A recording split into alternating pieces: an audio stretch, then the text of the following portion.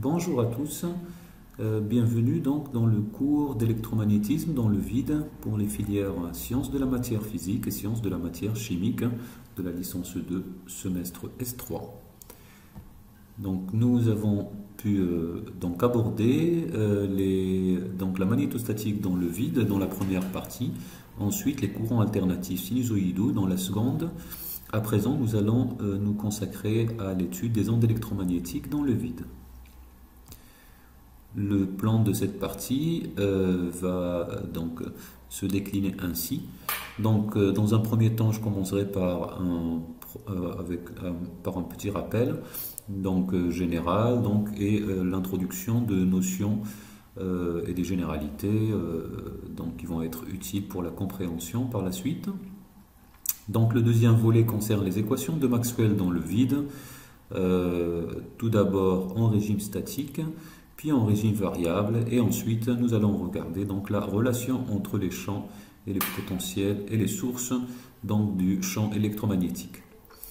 Donc la troisième partie concerne la propagation des ondes électromagnétiques dans le vide, notamment l'équation de propagation ainsi que les ondes électromagnétiques planes. Par la suite, nous allons nous intéresser à la propagation de l'énergie dans le vide par le biais du vecteur de Poynting, entre autres, et la polarisation des ondes électromagnétiques qui se propagent dans le vide. Donc, tout d'abord, je précise que lors de cette présentation, il y aura un petit onglet qui fait référence au numéro de page dans le polycope qui est mis sur la plateforme et qui est ouvert pour tous. Donc vous pouvez suivre le cours et consulter le document pédagogique qui contient le cours et des exercices d'application. Voilà, donc pour commencer, on va s'intéresser à des grandeurs électromagnétiques élémentaires.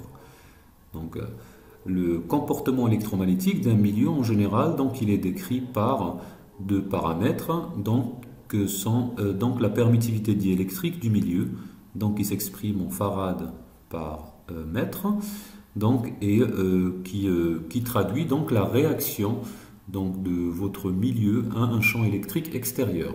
C'est-à-dire quand on applique un champ électrique extérieur, eh bien, ce dernier, il va agir sur la répartition de la charge à l'intérieur de votre milieu, il va mettre en mouvement les charges et créer par conséquent des courants. Ce comportement, l'attitude de votre milieu concernant le champ électrique extérieur est décrite par ce paramètre.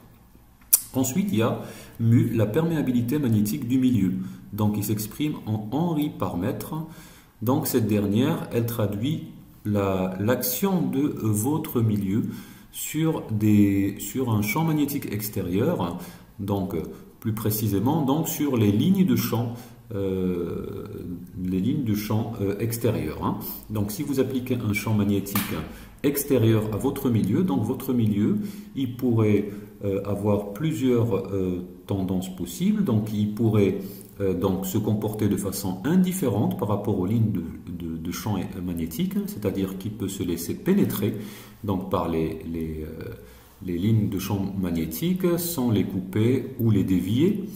Il peut canaliser ces lignes de champ, c'est-à-dire les resserrer les tubes de lignes de champ, entre guillemets, ou alors les exclure complètement, c'est-à-dire que les lignes de champ, elles contournent le milieu, et ensuite, elles se referment, elles se poursuivent pour se refermer, bien entendu, comme n'importe quelle ligne de champ magnétique.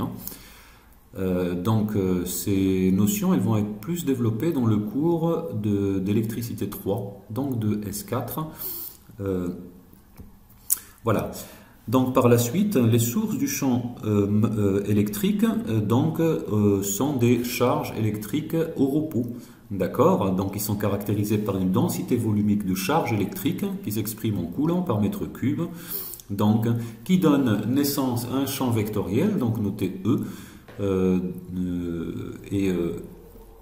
et qui dérive d'un potentiel électrique, un potentiel scalaire V, donc selon la relation E égale à moins gradient de V. Donc bien sûr, on se rappelle de la relation du champ électrique créé par une distribution volumique de charge qui s'écrit comme 1 sur 4 pi epsilon, l'intégrale de ρ R sur R3 sur le volume. Donc de même, le champ magnétique, un champ magnétique donc est créé par des charges électriques mais qui sont en mouvement cette fois-ci.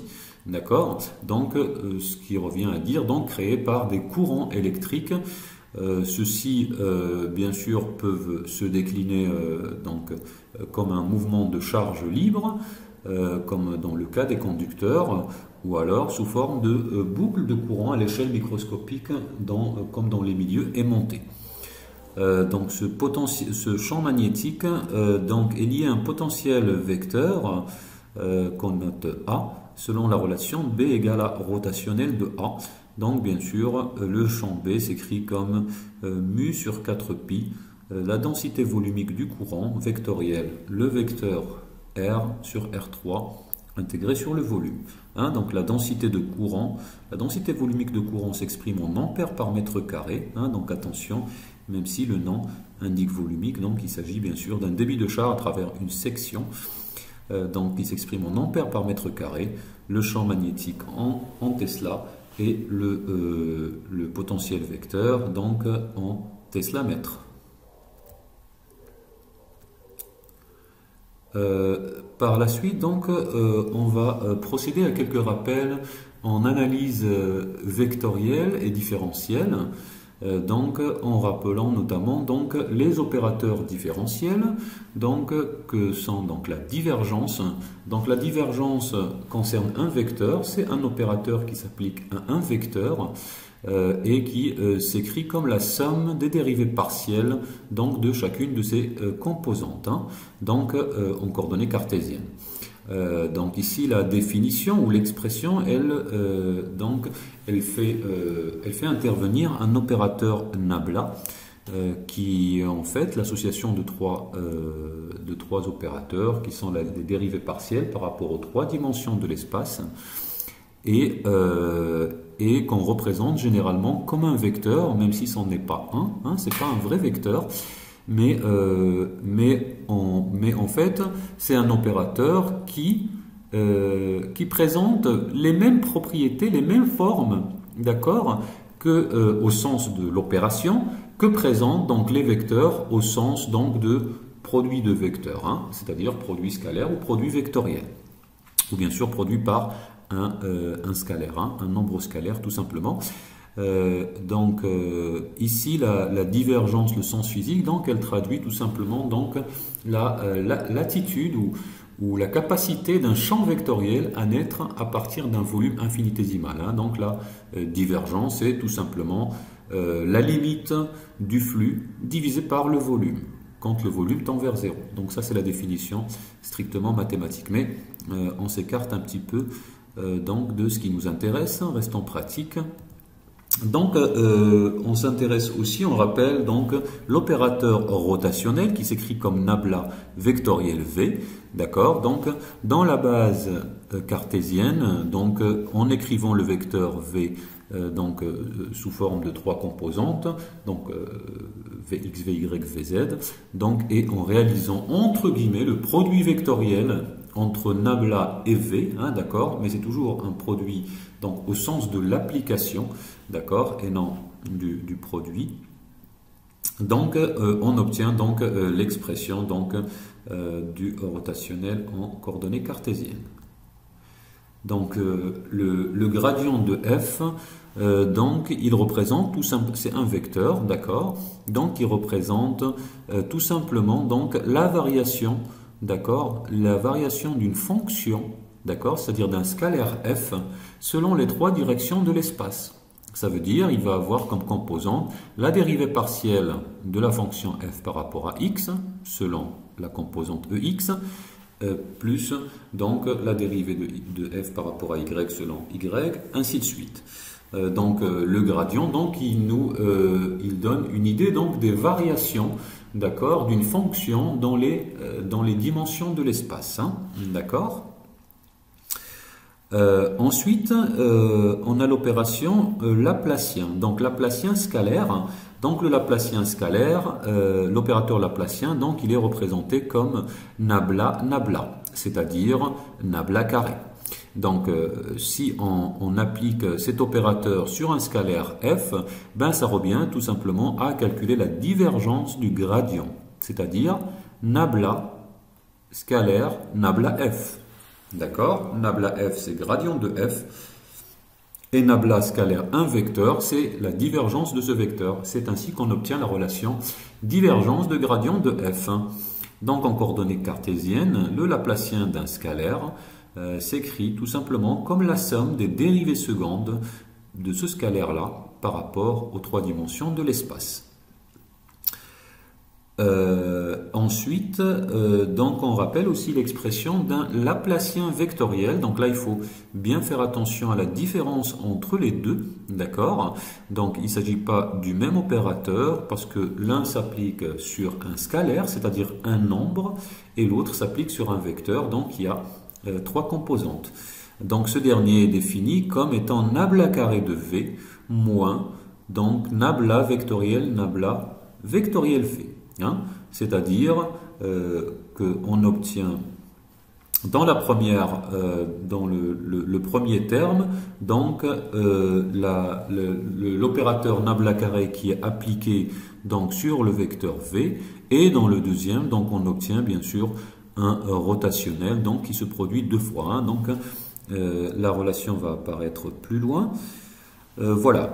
Donc, comme on a dit, l'opérateur nabla, donc qui permet bien sûr d'écrire les opérateurs divergence, rotationnel et gradient, donc nous permet donc de constituer ou d'exprimer donc une combinaison de plusieurs opérateurs, comme par exemple la divergence d'un rotationnel.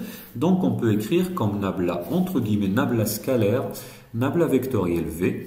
Hein, comme on a dit précédemment, donc l'opérateur nabla, même si ce n'est pas un vrai vecteur, donc au sens de l'application, c'est-à-dire de l'opération, quand il agit sur d'autres vecteurs, donc on voit que les relations qu'il satisfait, elles ressemblent beaucoup à celles donc, des vecteurs classiques, hein, géométriques. Hein.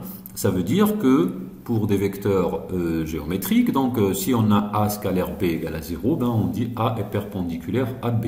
D'accord? Donc ici, vous pouvez voir la similitude. Donc quand on parle de nabla scalaire, un vecteur qui s'écrit comme nabla vectoriel V, donc ça nous donne l'opérateur nul. D'accord? Donc, ou plus précisément ici, le scalaire nul. D'accord? Parce qu'on a nabla en produit scalaire entre guillemets avec un vecteur qui s'écrit comme un produit vectoriel de nabla avec autre chose. D'accord? Donc cette dernière relation, elle récapitule donc l'expression du Laplacien vectoriel, hein, donc qu'on a vu précédemment. Si on écrit le rotationnel de rotationnel d'un vecteur, donc ça veut dire qu'on l'écrit sous forme de nabla vectoriel V. Donc en utilisant donc la distribution donc d'un produit vectoriel sur un produit vectoriel, eh bien on obtient nabla donc de nabla V moins nabla carré de V. D'accord? Donc c'est ainsi qu'on obtient donc l'expression donc précédente donc qui nous donne gradive de V moins le Laplacien de V.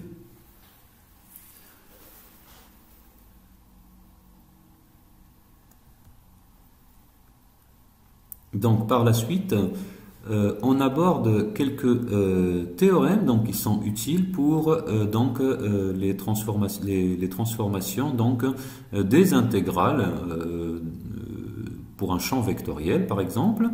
Donc le premier théorème, c'est le théorème de Green-Ostrogradsky, donc qui nous dit que l'intégrale de la divergence d'un vecteur V sur le volume donc, est égale au flux de ce vecteur-là sur la surface fermée, donc qui définit ce volume. D'accord? Donc ici, la surface S, bien sûr, elle est fermée parce que si elle n'est pas fermée, elle ne peut pas définir un volume. D'accord? Donc, par exemple, pour une sphère, la sphère, c'est une surface qui est fermée parce que le volume qui est intérieur est bien défini. Par contre, si on prend cette sphère creuse et on la coupe en deux, donc bien sûr, la surface n'est pas fermée et on ne peut pas définir précisément quel est le volume enfermé donc à l'intérieur de cette demi-sphère. D'accord? Ici, dans cette relation, le vecteur ds, c'est le vecteur qui est orienté suivant la normale, mais vers l'extérieur, d'accord, de votre surface. Ça, c'est la même expression, bien sûr, qui est utilisée quand on formule le théorème de Gauss. D'accord? Là, le flux du champ électrique sur une surface fermée est égal à charge intérieure sur epsilon 0, hein, donc, qui fait partie du programme de S2. Donc, bien sûr, ce qui nous intéresse, c'est le flux sortant à travers cette surface. Donc ensuite, il y a le théorème de gradient qui se déduit directement de cette relation, d'accord? Donc à condition d'écrire V comme étant un scalaire f multiplié par un vecteur unitaire, d'accord? Donc la relation, elle nous permet d'obtenir donc que l'intégrale du gradient de f sur le volume égale donc l'intégrale donc de ce scalaire sur la surface. Là, bien sûr, on intègre sur la surface extérieure de ce volume. Hein. Ensuite, il y a le théorème de Stokes ou de Kelvin-Stokes qui s'écrit donc sous la forme donc l'intégrale du rotationnel d'un vecteur V sur une surface est égale à la circulation donc de ce vecteur là sur le contour donc gamma sur lequel s'appuie la surface S. Hein. Donc ici, l'orientation du contour gamma, donc elle est définie par rapport à l'orientation de ds en utilisant la règle de la main droite. C'est-à-dire que dans cette relation, l'orientation donc du contour gamma, hein, c'est-à-dire l'orientation des dl, elle permet d'obtenir, en utilisant la règle du tire-bouchon ou de la règle de la main droite, donc le vecteur ds dans le sens positif. Hein. Ensuite, il y a le théorème du rotationnel donc, qui nous dit que l'intégrale du rotationnel d'un vecteur sur le volume est égale à moins l'intégrale donc sur la surface fermée définissant ce volume de V vectoriel ds. Donc bien sûr ici quelques propriétés utiles donc pour le calcul vectoriel, donc qui nous rappellent tout simplement donc la distribution d'un produit vectoriel sur un produit vectoriel et puis le produit mixte ça veut dire entre un produit vectoriel et un produit scalaire. Donc bien sûr ces relations elles sont applicable, hein, comme on a dit précédemment, quand il s'agit d'appliquer, bien sûr, de faire intervenir l'opérateur nabla. D'accord? Bien sûr, ça permet de retrouver facilement quelques-unes des relations précédentes, notamment celle de rotationnel. Voilà. Donc maintenant on rentre dans le vif du sujet, donc on aborde la partie qui concerne le milieu du vide. Donc le vide, qu'est-ce que c'est? Eh bien c'est un milieu qui est caractérisé par l'absence de la matière, donc bien sûr c'est le sens qu'évoque le mot vide, mais attention, donc le vide ne signifie pas donc l'absence complète de la matière. Donc en réalité, le vide il peut contenir des charges électriques ou des courants électriques donc de façon locale. C'est-à-dire que on peut avoir des distributions locales donc à certains endroits, on va dire, donc de notre milieu considéré, on peut avoir donc des distributions locales donc de charges ou de courants. Donc on caractérise par les mêmes notations, donc ρ et J respectivement, D'accord? Donc, ce qui fait que le vide, il est caractérisé par un comportement électrique et un comportement magnétique. Par une conductance, etc., etc. Donc, attention à ne pas confondre avec le vide absolu. Donc, la permittivité diélectrique du vide est égale à 1 sur 36 pi 10 puissance moins 9 farad par mètre. Concernant la perméabilité magnétique du vide, donc elle est égale à 4 pi 10 puissance moins 7 Henri par mètre. Donc, ce qui nous donne donc, le produit epsilon 0, mu 0, qui est égal à 1 sur c carré. Donc, cette relation, elle est à retenir, hein, parce qu'elle va intervenir dans pas mal d'équations, notamment donc, les équations de propagation. Maintenant, on va s'intéresser donc aux grandeurs électromagnétiques en régime statique. Donc, quand on entend régime statique ou régime stationnaire, ça veut dire régime indépendant du temps. D'accord?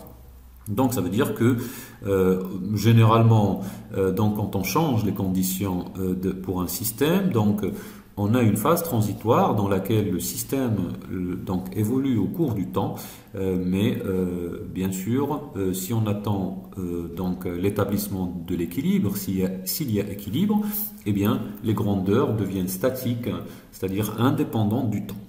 Ici, on va s'intéresser donc à ce régime-là. Donc, bien sûr, on a déjà vu les propriétés d'électrostatique, donc pour lesquelles les densités de charge elles sont constantes dans le temps, hein, c'est-à-dire la variation de la densité volumique de charge est égale à 0 par rapport au temps.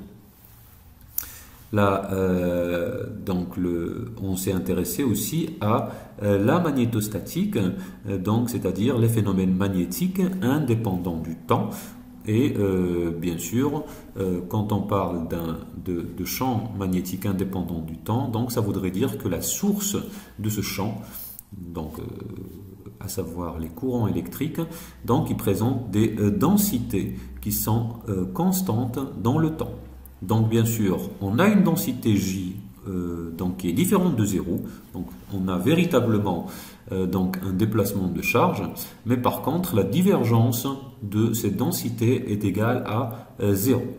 Donc cette relation, elle va être un peu plus claire par la suite quand on va étudier la conservation de la charge, hein, c'est-à-dire qu'on va bien sûr utiliser le fait que un courant électrique c'est un débit de charge, bien sûr, il va faire intervenir la dérivée de ρ par rapport au temps. Si on s'intéresse au régime statique, ça veut dire que les sources des champs, elles sont indépendantes du temps. ρ, elle ne dépend uniquement que de l'espace, c'est-à-dire ρ égale à ρ de m.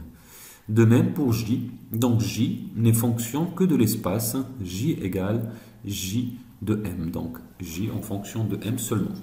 Donc ceci implique que les champs E et B, ainsi que les potentiels V et A, sont indépendants du temps, ça veut dire elles dépendent uniquement de l'espace.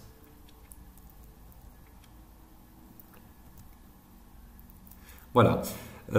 Maintenant, on va aborder les équations de Maxwell en régime statique. On va commencer par l'équation de Maxwell-Gauss. Donc, l'équation de Maxwell-Gauss n'est autre que le théorème de Gauss, sous sa forme locale. Donc ça veut dire quoi? Ça veut dire qu'en réalité, on a la forme intégrale, elle nous traduit une propriété, mais à l'échelle macroscopique entre guillemets, hein, c'est-à-dire quand on travaille sur des échelles plus importantes. Donc l'équation locale, elle nous formule la variation du champ, ou une relation qui décrit la variation du champ quand on travaille avec des grandeurs infinitésimales, hein, c'est-à-dire des dimensions infinitésimales. Donc en l'occurrence pour l'équation de Maxwell-Gauss, elle s'écrit sous la forme divergence de E égale à ρ sur epsilon 0. Hein. Donc on parle en régime statique, donc les grandeurs ne dépendent que de l'espace, c'est-à-dire E dépendant de la position M et ρ dépendant de la position M. Si on intègre cette relation sur un certain volume tau, d'accord, eh bien qu'est-ce qu'on obtient? Donc on obtient d'une part donc une intégrale de la densité volumique de charge sur le volume, donc c'est ça ce qui représente la charge intérieure, et d'autre part, en utilisant le théorème de Green-Ostrogradsky, l'intégrale de la divergence sur le volume tau est égale au flux sur la surface fermée extérieure à ce volume, donc de E, hein, c'est-à-dire le flux de E donc à travers cette surface fermée. Donc bien sûr, ici on retrouve donc le théorème de Gauss bien connu. Le flux du champ extérieur, flux sortant égale charge intérieure sur epsilon 0.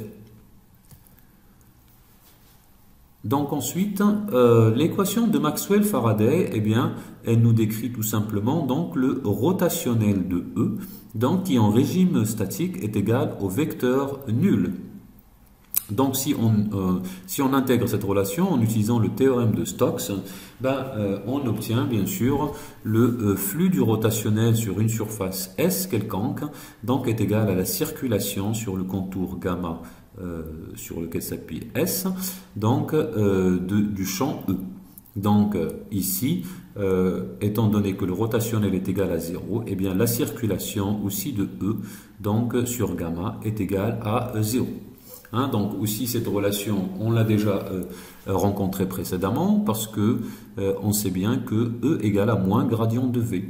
D'accord? Ça veut dire que quand on calcule donc la circulation de E sur un contour ouvert par exemple, qu'est-ce que ça nous donne? Ça nous donne tout simplement donc moins la différence de potentiel entre les deux points extrêmes de ce contour.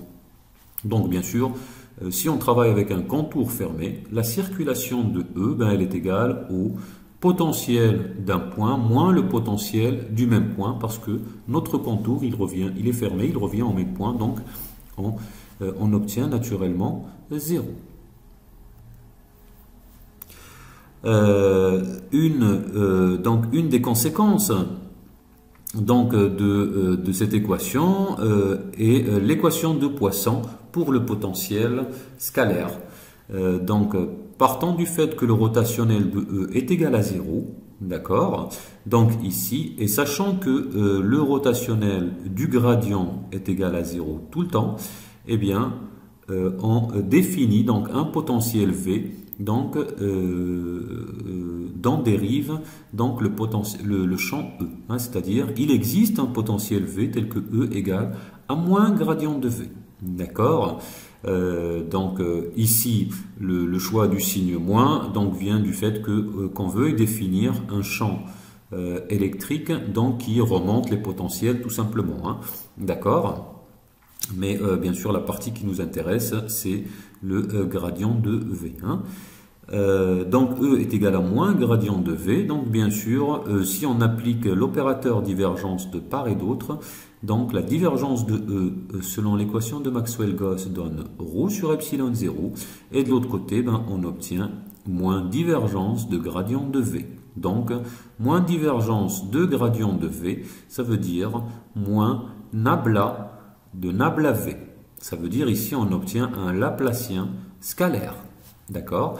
On obtient ainsi donc l'équation de Poisson pour le potentiel scalaire.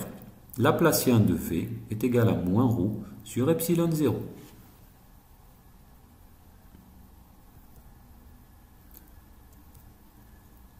Donc par la suite, si on s'intéresse donc aux relations, aux équations de Maxwell pour le champ magnétique B. Donc on a d'une part donc l'équation de Maxwell en paire. Ici cette relation donc s'écrit comme en forme locale, donc elle s'écrit comme rotationnel de B est égal à mu 0 fois J.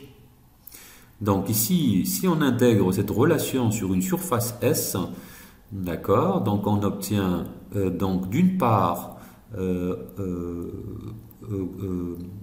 pour l'intégrale de JDS, on obtient le courant enlacé. Hein, donc on rappelle que un courant I s'écrit comme l'intégrale sur une surface de JV scalaire DS. Donc c'est ce qui nous constitue sur le second membre, donc le courant enlacé.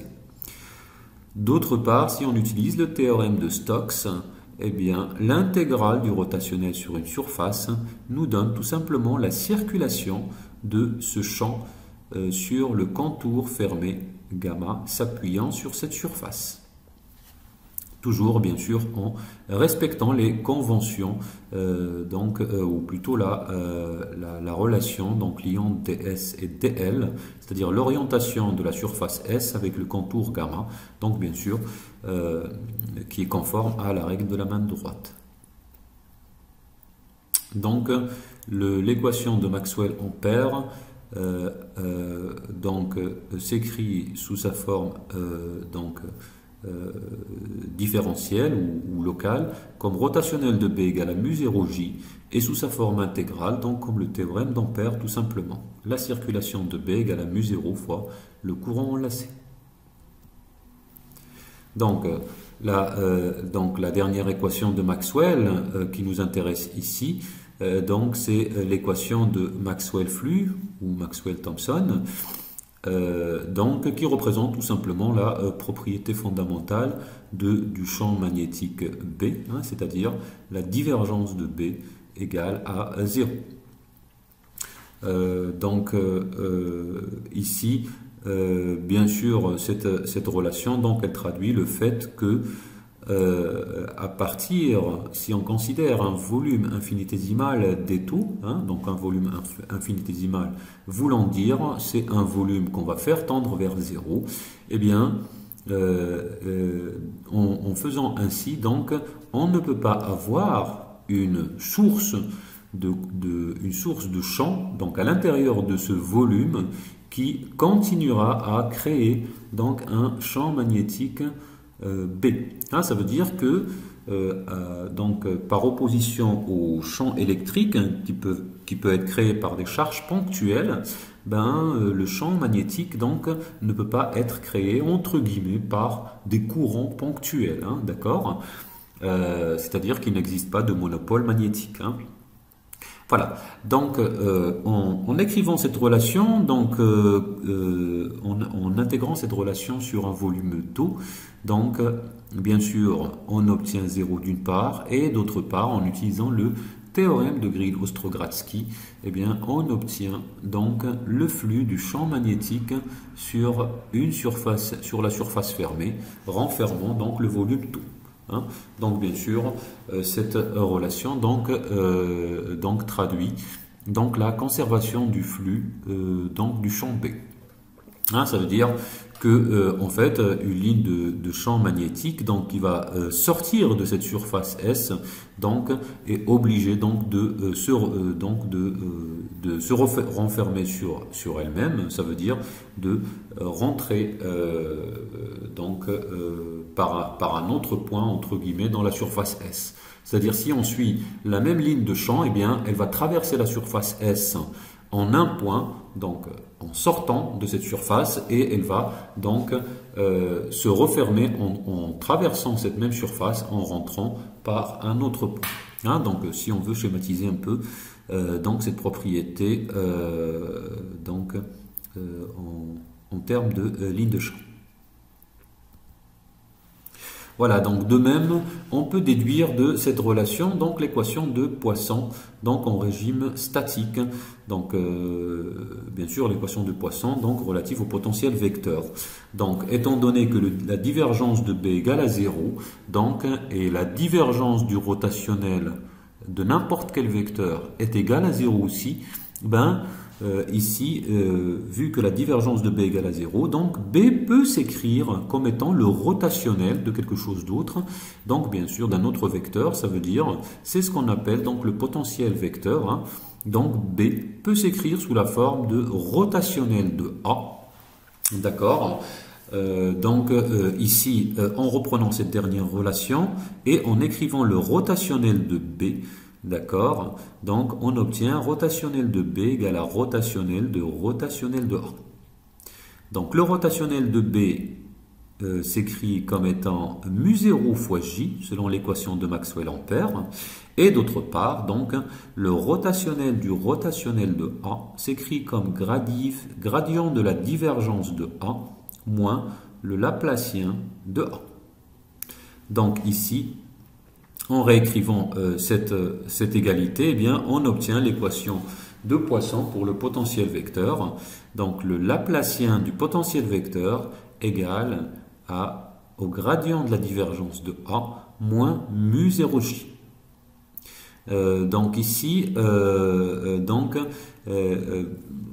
pour les deux équations de Poisson, que ce soit pour le potentiel électrique V ou pour le potentiel vecteur A, eh bien, on obtient une relation qui relie directement donc, le potentiel en question avec la densité de la source, c'est-à-dire le potentiel vecteur A, bien sûr, il correspond à un champ magnétique qui est lui-même créé par J. Donc ici, cette dernière relation, eh bien, c'est une relation entre le potentiel vecteur et la densité de courant.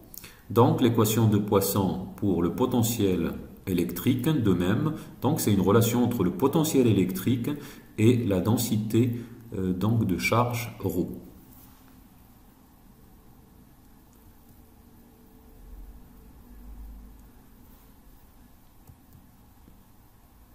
Voilà, donc si on revient sur le résumé de ce qu'on vient de voir, donc les équations de Maxwell en régime statique, eh bien on a l'équation de Maxwell-Gauss qui traduit que la divergence de E est égale à ρ sur epsilon 0, donc, et qui nous donne dans sa forme intégrale le théorème de Gauss. Donc la relation de Maxwell-Flux, donc qui concerne la divergence de B qui est égale à 0, donc, et qui, sous sa forme intégrale, nous donne tout simplement donc la conservation du flux magnétique, c'est-à-dire flux du champ magnétique sur une surface fermée égale à 0. En ce qui concerne donc les propriétés, ces deux équations, qui sont relatives à la divergence. Ça veut dire donc la capacité d'un champ électrique à naître donc à partir d'une distribution infinitésimale. Eh bien, ces relations, elles vont être valables tout le temps. Ces deux premières équations. Donc ici, on les voit en régime statique, mais on verra plus loin que elles restent valables en régime variable. Donc bien sûr, dans ce régime-là, on va avoir les champs, les sources, etc. qui dépendent du temps, mais la forme des équations, donc la consistance restera la même. Par la suite, donc pour les équations suivantes, donc qui concernent les rotationnels, donc Maxwell-Faraday, donc qui stipule ou qui indique que le rotationnel de E est égal à 0, donc ce qui nous traduit que donc la circulation du champ électrique se conserve, c'est-à-dire la circulation de E sur un contour fermé égale à 0. L'équation de Maxwell-Ampère donc nous donne le rotationnel de B sous forme de mu0 fois J et qui s'écrit sous sa forme intégrale donc comme étant le théorème d'Ampère. La circulation du champ magnétique sur un contour fermé égale à mu0 fois le courant enlacé ou la somme des courants enlacés. Voilà. Maintenant, on va passer au régime variable. Donc, concernant le régime variable, donc, ici, les grandeurs vont dépendre du temps. C'est-à-dire que la densité volumique de charge, ρ, et la densité volumique de courant, J, donc, vont être à la fois fonction du temps et fonction de l'espace. Donc bien sûr, ces densités sont respectivement donc, les sources du champ électrique et du champ magnétique. Donc bien sûr, ces derniers donc, vont également dépendre de l'espace et du temps. Si maintenant on s'intéresse donc aux potentiels qui sont reliés à ces champs-là, eh bien on va tout simplement donc avoir des potentiels donc qui dépendent donc du temps également. Donc pour toutes ces grandeurs, donc on écrit tout simplement donc que la grandeur dépend de m et de t, c'est-à-dire la position et le temps. Donc par la suite, donc, on va s'intéresser à l'équation de continuité, donc, qui reflète tout simplement la conservation de la charge, dite aussi équation de conservation de la charge. Donc c'est l'équation qui relie donc, la densité volumique de courant avec celle des charges. Si on commence ce raisonnement en considérant une charge Q qui est contenue dans un volume tau, en considérant que ce dernier est délimité par une surface fermée S, notez S, eh bien, d'une part, on a la variation de la charge Q par rapport au temps, qui s'écrit comme étant la variation par rapport au temps, donc de l'intégrale de ρ fois d tau. Donc bien sûr, la charge contenue dans un volume tau s'écrit comme la somme donc, des charges élémentaires ρ fois d tau. Donc bien sûr, on fait la somme pour avoir la charge totale donc, contenue dans ce volume. Donc, en raison donc, de l'indépendance du temps et de l'espace, on peut intervertir intégrale par rapport à l'espace avec dérivée par rapport au temps et on obtient donc l'intégrale sur tau donc de dρ sur dt d tau. D'autre part, si on écrit cette même variation de la charge Q par rapport au temps, donc comme étant donc une intensité de courant, donc on peut l'écrire comme étant moins I, d'accord? Donc ici bien sûr le signe moins, donc il représente tout simplement donc le sens donc de l'écoulement des charges. Ça veut dire que si on a donc dans ce même volume tau, donc la charge qui diminue dans le temps, c'est-à-dire on a une dérivée qui est négative, eh bien ça représente un flux sortant donc de charge donc dont le débit il est exprimé par l'intensité I. Cette dernière, c'est-à-dire l'intensité I, s'écrit comme l'intégrale donc de J ds, c'est-à-dire la densité volumique de courant fois le vecteur surface sortant.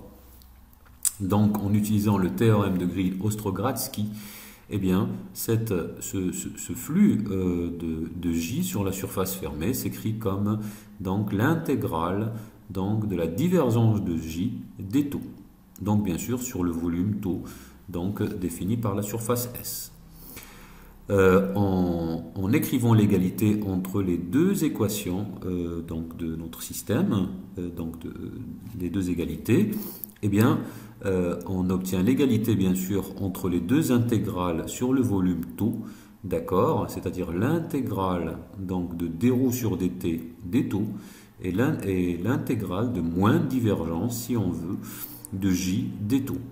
Donc cette relation, bien sûr, elle doit être vérifiée, quel que soit le volume tau considéré. D'accord? Donc pour avoir l'égalité qui est vérifiée tout le temps, donc la seule possibilité, c'est d'avoir d de ρ sur dt égale à moins divergence de J. Donc c'est ainsi qu'on arrive à l'équation donc de conservation de la charge qui s'écrit comme divergence de J plus d de ρ sur dt qui est égal à 0. Donc, si on reprend cette relation en régime statique, eh bien, on a ρ qui ne dépend pas du temps, c'est-à-dire elle est fonction juste de l'espace. Si on calcule sa dérivée par rapport au temps, on obtient 0. Par la suite, la divergence de J est égale à 0 en régime statique. Donc, par contre, si on considère le cas du régime variable, eh bien la dérivée de ρ par rapport au temps donc, est différente de 0. Ça veut dire qu'il en est de même pour la divergence de J. Donc divergence de si différente de 0. Donc ça veut dire que divergence de mu 0j est différente de 0. Donc ici on arrive à une certaine contradiction parce que en fait si on considère donc l'équation donc de Maxwell-Ampère qu'on avait en régime statique, ça veut dire rotationnel de B égale à mu 0j, eh bien on obtient une contradiction parce que quand on calcule la divergence de rotationnel de B dans ce cas, eh bien la divergence s'écrit comme nabla de nabla vectoriel B, donc qui donne 0. Hein. La divergence du rotationnel de n'importe quel vecteur est égale à 0. Donc, bien sûr, ici, on voit que l'équation de Maxwell-Ampère n'est plus valable en régime variable. Donc, c'est-à-dire que le rotationnel de B n'est plus égal à mu 0 fois J. Donc, on va s'intéresser par la suite donc, à l'équation donc, en considérant une nouvelle grandeur donc, qui concerne donc, le courant de déplacement. Donc ici, bien sûr, on a compris que si on considère uniquement la densité de courant de conduction, hein, le courant de conduction, bien sûr, c'est le courant qui est constitué de charges libres qui se déplacent. D'accord ? Donc si on considère uniquement ce courant, eh bien on obtient notre contradiction. Ça voudrait dire quoi? Ça voudrait dire que dans le courant, il n'y a pas uniquement la contribution du courant de conduction, mais une autre forme qu'on va établir en utilisant donc la relation de conservation de la charge. Donc en partant de l'équation de Maxwell-Gauss, divergence de E égale à ρ sur epsilon 0, d'accord? Donc en dérivant cette dernière par rapport au temps,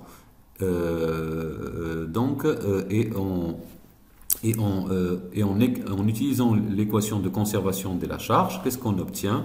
La dérivée de la divergence de E qui est égale à 1 sur epsilon 0 fois la dérivée de ρ par rapport au temps. Et la dérivée de ρ par rapport au temps, c'est moins divergence de J. D'accord? Donc ici, on arrive à la relation donc, qui nous relie donc, le champ E avec le champ électrique avec la densité volumique de courant J. D'accord? Ça veut dire quoi? Donc dans le premier membre, si on intervertit l'opérateur divergence, qui est un opérateur de l'espace, avec la dérivée par rapport au temps, donc on obtient la divergence de la dérivée de E par rapport au temps, qui est égale à la divergence de moins 1 sur epsilon 0 fois J. Ça voudrait dire quoi? Eh bien, ça voudrait dire que si on regroupe ces deux termes, et si on multiplie par epsilon 0, donc on obtient donc la divergence de J plus epsilon 0 fois la dérivée de E par rapport au temps qui est égale à 0.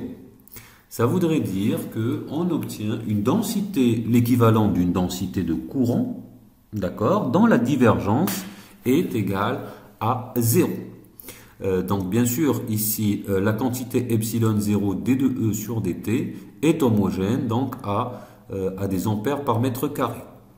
Donc elle est homogène à une densité volumique de courant. Donc ici, pour faire correspondre donc, le champ magnétique B avec une densité de courant donc, en régime variable, eh bien, on considère donc, une densité de courant totale qui est en fait la somme entre le courant de conduction, J, et le courant de déplacement, donc qui est epsilon 0 d de E sur dt. Donc ainsi on obtient la divergence de J total, donc qui est égale à 0, donc, et on peut ainsi donc corriger l'équation de Maxwell-Ampère donc pour en faire une relation valable en régime variable. Ici, c'est vrai que cette contribution, d'accord, le courant de déplacement, donc, bon, reste quand même assez abstraite hein, pour ainsi dire, d'accord, parce que, au départ, donc, elle découle d'une divergence mathématique, hein, donc, entre le rotationnel de B et mu0j. Donc il y en a un qui est nul et l'autre qui est différent de 0.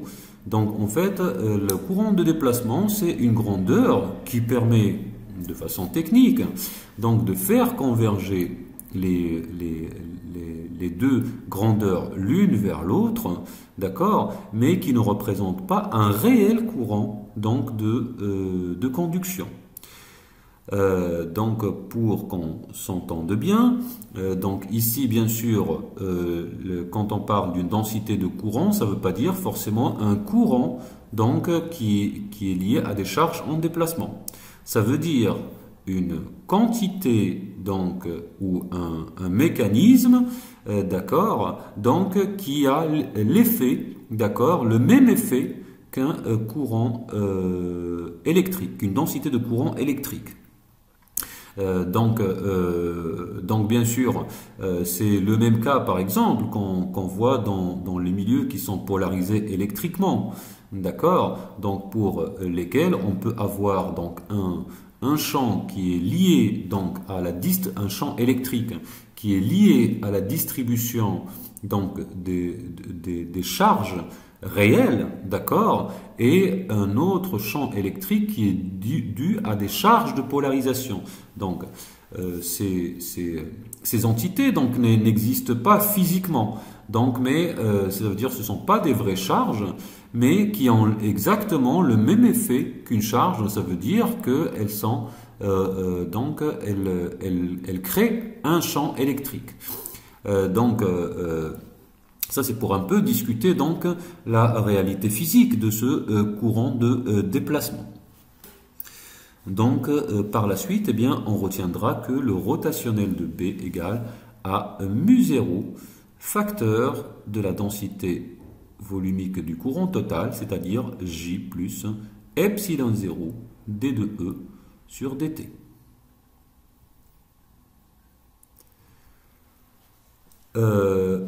Ensuite, donc, on va donc s'intéresser maintenant au rotationnel de E, d'accord. Donc, comme on a dit précédemment, en régime variable, eh bien, les relations, les équations de Maxwell faisant intervenir des divergences, c'est-à-dire divergence de E, divergence de B, elles restent inchangées. D'accord? On a toujours divergence de B égale à 0 et on a toujours divergence de E égale à ρ sur epsilon 0. On a vu que le rotationnel de B donc s'écrit sous une autre forme, comme on vient de voir, donc à l'aide du courant de conduction et de déplacement. Maintenant, on s'intéresse au rotationnel de E, d'accord? Et on va partir donc de même. Donc en considérant donc un champ magnétique qui est variable, d'accord. Donc ici on peut faire appel donc à la loi de Lenz-Faraday qui nous indique que la force électromotrice induite E de T, hein, c'est-à-dire donc elle est homogène à une tension, d'accord. Donc la force électromotrice induite par ce champ variable, donc elle s'écrit comme moins la variation du flux de ce champ. Donc dans le temps, hein, la variation dans le temps, c'est-à-dire moins d de phi sur dt. Donc bien sûr, phi s'écrivant comme donc le flux du champ magnétique donc variable, c'est-à-dire l'intégrale de BDS. Donc ici, dans cette relation, donc on peut écrire la force électromotrice comme étant donc la circulation du champ électrique sur un contour fermé, hein, donc rappelez-vous bien sûr qu'on a donc le potentiel électrique qui s'écrit comme moins la circulation de E, hein, d'accord, ou alors E égale à moins gradient de V. Ça veut dire que ici, si on considère donc notre surface S, d'accord, et on considère le contour gamma qui s'appuie sur cette surface, eh bien la différence de potentiel, ou plutôt la force électromotrice induite, en l'occurrence ici, elle s'écrit comme étant la circulation donc de E sur ce contour gamma, qui s'écrit aussi en utilisant le théorème de Stokes comme étant l'intégrale du rotationnel de E ds. D'accord? Donc ici, bien sûr, en comparant les deux grandeurs, eh bien, qu'est-ce qu'on obtient? Eh bien, on obtient donc le flux du rotationnel à travers cette surface S qui est égal au flux de moins d2b sur dt à travers cette même surface. Donc, bien sûr, ce raisonnement, donc, il est fait en considérant un flux phi au début, hein, un flux phi à travers n'importe quelle surface S, hein, c'est-à-dire on n'a pas imposé de critères particuliers sur la surface S.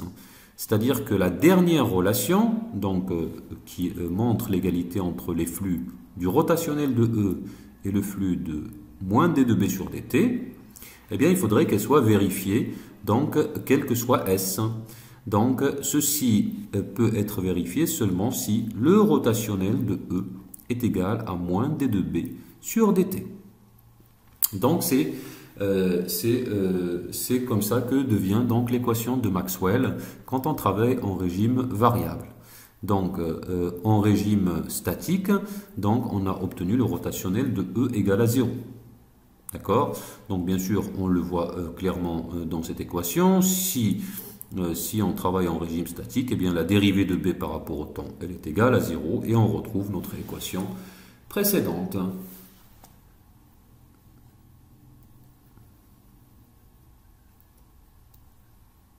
Voilà. Donc, maintenant, pour résumer donc, cette partie, d'accord, donc, on récapitule ici donc, les équations de Maxwell en régime variable. Donc, on a vu que la divergence de E s'écrit comme ρ sur epsilon 0 et que la divergence de B est égale à 0. Donc, c'est la même relation donc, qui est valable que ce soit en régime variable ou en régime donc, statique. Donc, bien sûr, les équations qui varient sont les équations qui changent, donc sont les équations de Maxwell-Faraday et Maxwell-Ampère. Donc, rotationnel de E est égal à moins d2b sur dt. Donc, ici, on voit que en régime variable, eh bien, la circulation du champ électrique ne se conserve plus, d'accord? Donc, ici, on a la circulation donc, qui correspond à moins d2 phi sur dt. Bon, en fait, grosso modo, là, on reprend un peu la même équation qu'on a trouvée, donc, qu'on a établie précédemment dans le cours de magnétostatique, hein, c'est-à-dire la loi de Lenz-Faraday, E égale à moins d phi sur dt. Donc, c'est exactement cette relation. Hein. Et par la suite, donc, le rotationnel de P qui est égal à mu0, donc, fois la densité volumique du courant total, donc c'est-à-dire la densité volumique du courant de conduction plus celle du courant de déplacement et qui s'écrit bien sûr epsilon 0 d de E sur dt. Sous sa forme intégrale, eh bien, cette équation donc, nous donne une autre forme du théorème d'Ampère, d'accord, donc, où on ne parle pas uniquement des courants de conduction, mais on va parler aussi des courants de déplacement. D'accord? C'est-à-dire, dans la relation, donc, on va avoir la circulation de B qui est égale à mu0 fois le courant total enlacé. Courant de conduction et courant de déplacement. Donc, concrètement, donc quand on s'intéresse à l'application de ce théorème, eh bien, il faudrait bien sûr faire donc l'inventaire, comme on fait toujours, donc en parlant donc des courants de conduction, d'accord, c'est-à-dire les courants enlacés, les courants de conduction enlacés, mais en plus de ça, donc sur le contour sur lequel on travaille, le contour gamma, eh bien, il faudrait considérer une surface S qui s'appuie sur le contour et calculer aussi le flux, d'accord, du courant de déplacement à travers cette surface. Donc, ça veut dire à l'intérieur du contour gamma, donc on ne s'intéresse plus au courant de conduction, seulement au courant de conduction qui traverse, qui passe donc à travers le contour, mais aussi les courants de déplacement. Et ces derniers, donc pour les calculer, il faudrait considérer donc une surface qui s'appuie sur le contour gamma, l'orienter en utilisant la règle de la main droite, en se basant sur la direction choisie pour gamma, et ensuite donc calculer le flux donc des courants de déplacement à travers cette surface. Une fois on a le courant de conduction et les courants de déplacement, eh bien on applique le théorème d'Ampère comme précédemment. Je pense que on va arrêter là cette séance. Eh bien, les choses qui sont à retenir, bien sûr, il faudrait donc reprendre, donc réviser un petit peu tout ce qui concerne donc les formules d'analyse vectorielle donc, et différentielle. Donc ici, bien sûr, on a présenté un rappel qui est loin d'être exhaustif, si on veut, donc c'est assez bref, donc juste pour pouvoir suivre donc les raisonnements qui sont présentés sur cette présentation. Mais bien sûr, pour avoir une compréhension plus importante, il faudrait bien sûr se référer donc au cours donc d'analyse. Ça d'une part. Donc bien sûr pour les différents opérateurs ici, donc les formes elles étaient présentées essentiellement ou elles étaient présentées seulement en base cartésienne. Donc bien sûr les relations elles sont différentes quand on travaille dans la base cylindrique ou sphérique. Bien sûr, il en est de même pour l'opérateur nabla, etc. Donc vous êtes tenu de connaître au moins les expressions en coordonnées cartésiennes. Bon, s'il s'agit bien sûr d'exprimer ces opérateurs dans des bases plus compliquées. Bon, la base sphérique par exemple, donc dans les énoncés on vous donnera l'expression, ça d'une part. Donc bien sûr tout ce qui concerne la composition des différents opérateurs, c'est-à-dire la divergence du rotationnel, le rotationnel du gradient, etc. Donc ici bien sûr on en a explicité vraiment très peu, donc bien sûr en guise de rappel, mais il faudrait reprendre cette partie pour bien comprendre. Donc par la suite, pour les équations de Maxwell, donc on va les utiliser ensuite pour établir donc l'évolution d'un champ électrique ou magnétique. Bon, on va voir que bien sûr les deux sont intriqués, c'est-à-dire les deux ils sont reliés. Donc comme on peut voir dans l'équation de Maxwell-Faraday, donc le rotationnel de E, donc il est relié à la variation de B. Donc, et de même, la rotationnelle de B, il est lié à la variation de E. Ça voudrait dire qu'on parlera désormais donc d'un champ électromagnétique. Donc, au lieu de parler de façon dissociée de champ électrique et de champ magnétique, d'accord, comme en régime statique, parce qu'ils sont complètement découplés, eh bien, en régime variable, ils sont combinés. Donc, on va parler d'onde électromagnétique ou de champ électromagnétique EB. Et donc, par la suite, on s'intéressera donc à l'évolution de cette onde électromagnétique donc dans l'espace et dans le temps. Donc, en établissant l'équation donc à laquelle ces champs vont satisfaire, en trouvant leur variation dans l'espace et dans le temps. Donc par la suite aussi, on s'intéressera donc à l'énergie qu'ils transportent et aussi donc à la forme de variation de leur module ou de leur vecteur plutôt, c'est-à-dire la polarisation. Mais pour commencer, on va établir des relations qui qui vont montrer aussi concernant les potentiels vecteurs et les potentiels scalaires, eh bien, on a aussi des équations qui suivent les mêmes tendances. Donc, la partie suivante, elle concernera donc la relation entre les champs, les potentiels et les sources donc d'un champ électromagnétique. Je vous souhaite bon courage et travaillez bien.